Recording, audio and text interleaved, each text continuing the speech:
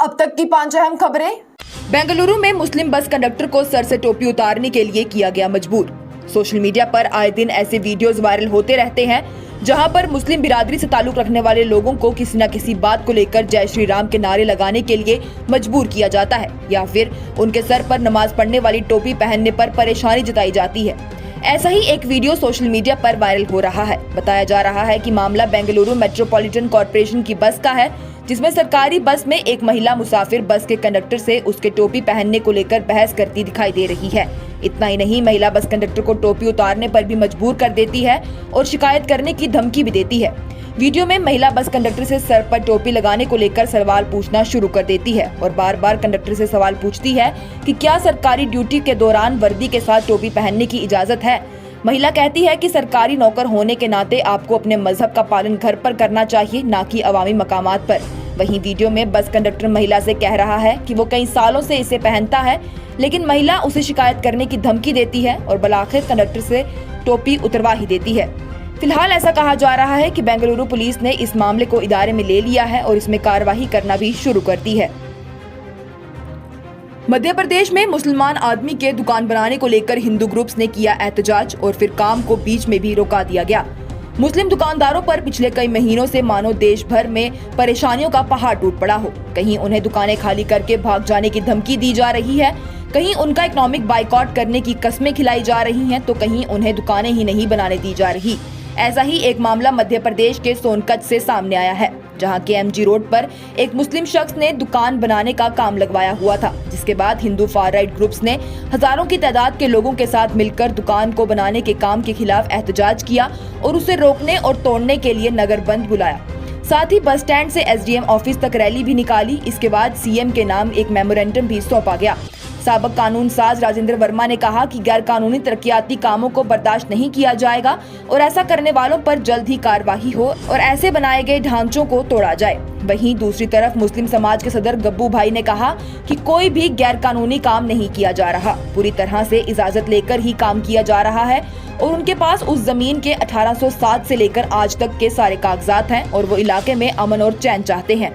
इतना ही नहीं, उनका ये भी कहना है कि मुस्लिम समाज कभी भी कोई ऐसा काम नहीं करेगा जिससे इलाके में शांति या अमन खराब हो और अफसर ईमानदारी से काम करके उनके कागजातों को सही से जांच करके उनका साथ दें और उनके साथ इंसाफ करें।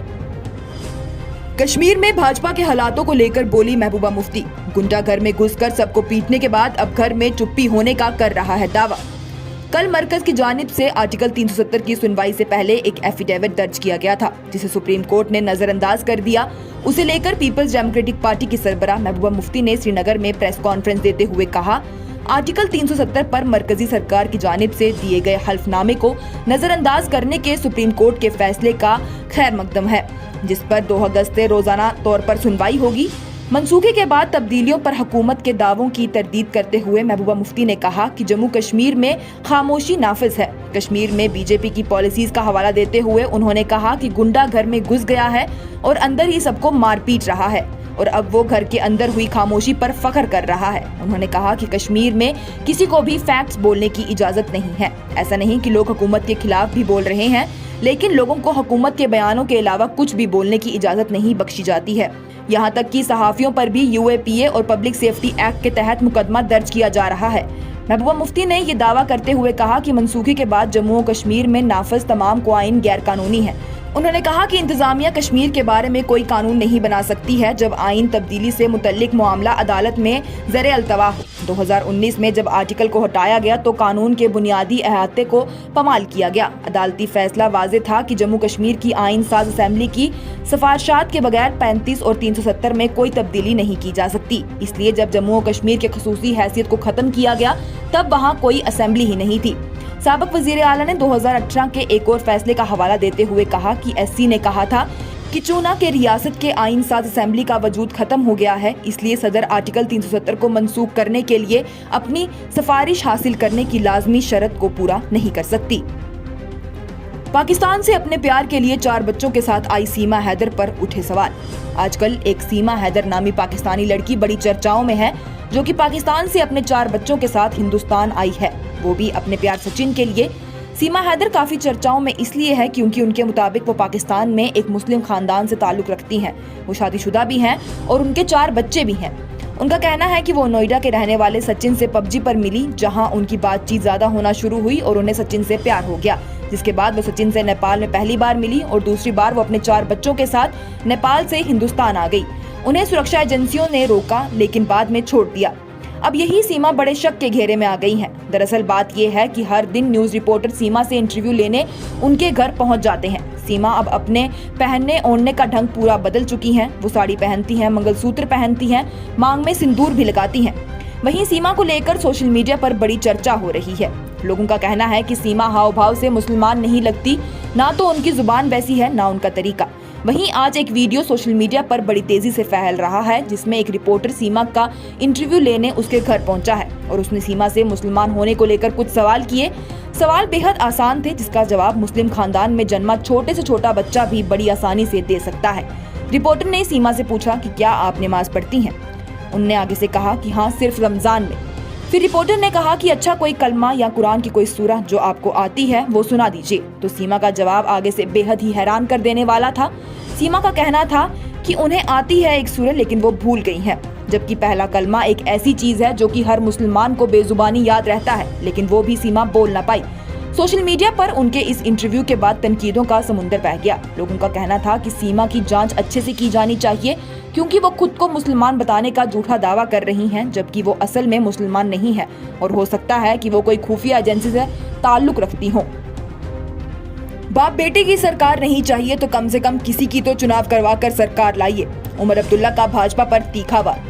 कल आर्टिकल 370 पर सुप्रीम कोर्ट में सुनवाई की गई थी, जिसके बाद सुप्रीम कोर्ट का कहना था कि वो 2 अगस्त से इस मामले पर लगातार सुनवाई करेंगे।